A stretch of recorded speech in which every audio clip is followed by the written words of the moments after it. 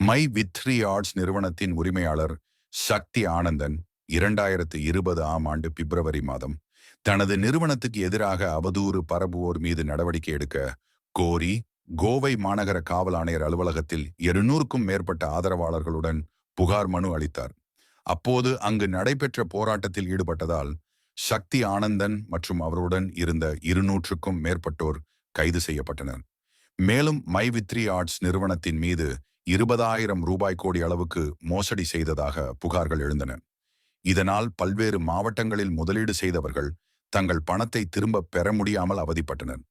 இந்நிலையில் கோவை பொருளாதார குற்றப்பிரிவு போலீசார் முதலீடு செய்து பணத்தை திரும்ப பெறாதவர்கள் தங்கள் மாவட்ட பொருளாதார குற்றப்பிரிவு அலுவலகங்களில் புகார் அளிக்குமாறு அறிவுறுத்தினர். சக்தி ஆனந்தன் நீதிமன்றத்தில் சரணடைந்து பின்னர் ஜாமீனில் வெளியே வந்தார். அதனால் தற்போது அவர் ஜாமீனில் வெளியே உள்ளார்.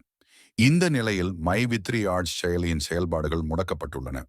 முதலீடு செய்தவர்கள் தங்கள் பணத்தை திரும்பப் பெறுவதற்கு பொருளாதார குற்றப்பிரிவு அலுவலகங்களில் புகார் அளிக்கலாம் என காவல்துறை தெரிவித்துள்ளது.